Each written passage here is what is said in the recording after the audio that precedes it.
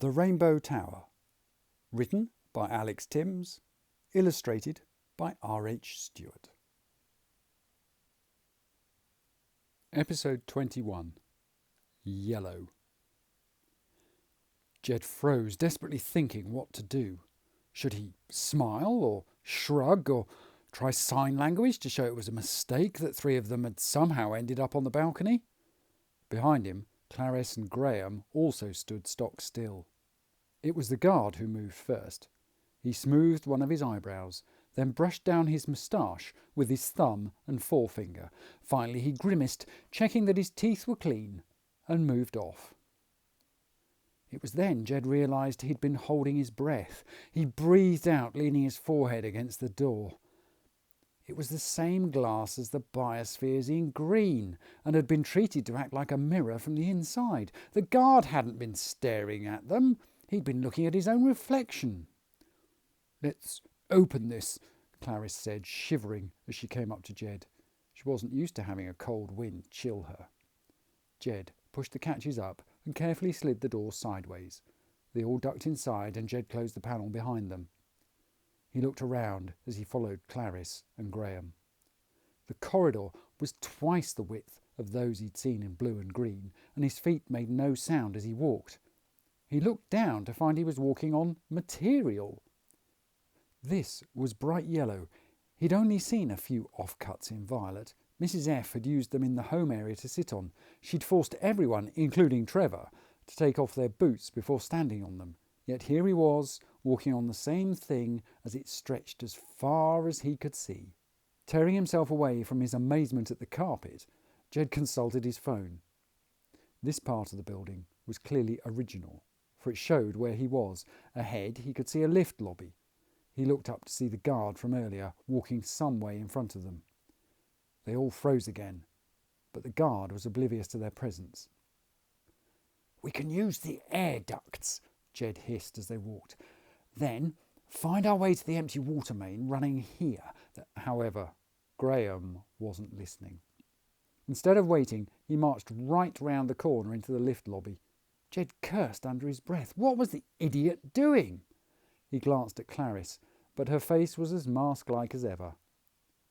Jed noticed she hadn't followed Graham, but like Jed hung back at the corner.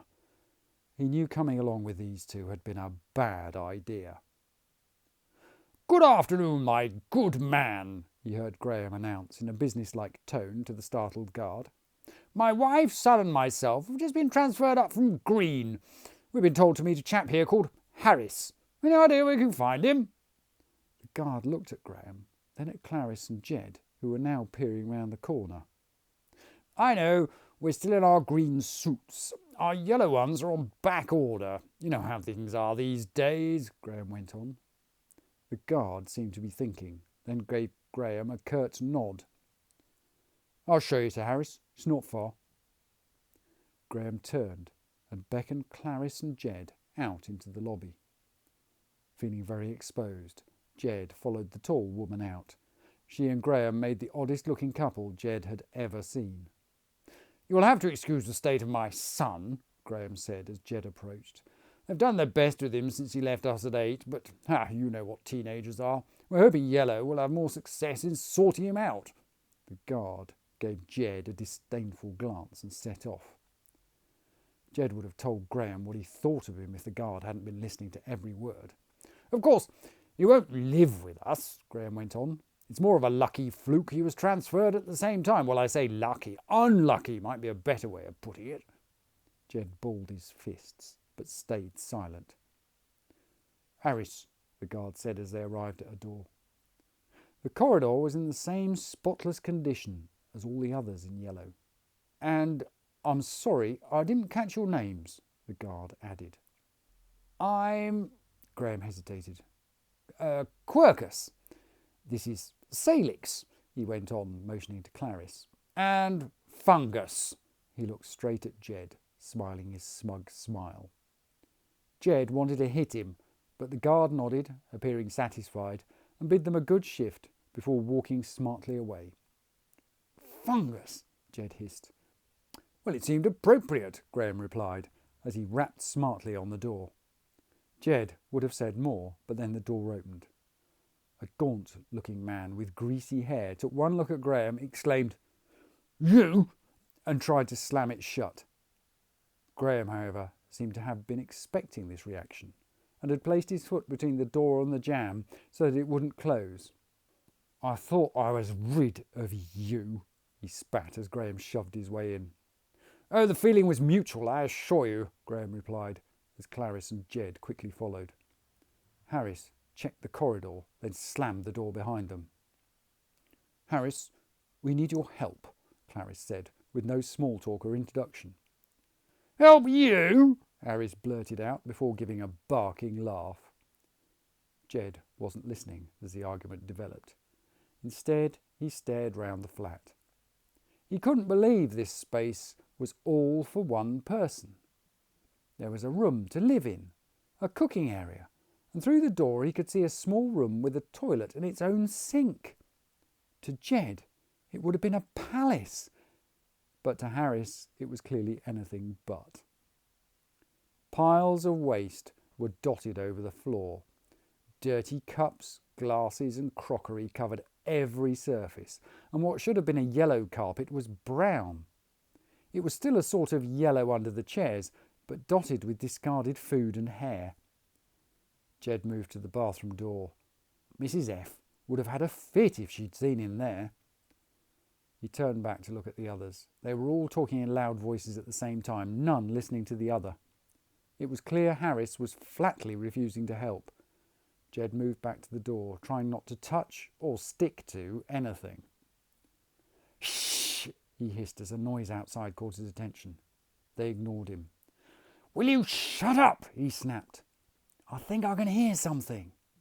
Graham and Harris looked equally indignant and glared at him. Jed ignored them. He listened hard, sure he'd heard something. Jed pulled open the door, but outside the corridor was empty. "What is this urchin doing?"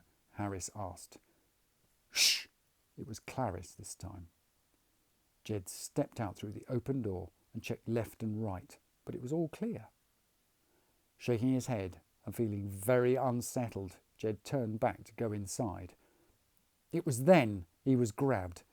Yellow guards swarmed out of the next apartment, pinning Jed against the wall as they piled through Harris's door.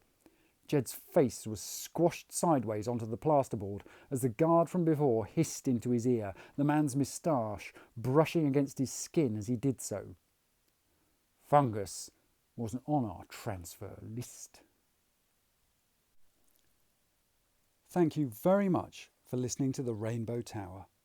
To see more of R H Stewart's excellent artwork, you'll find him on Instagram at roy.hootson.stewart.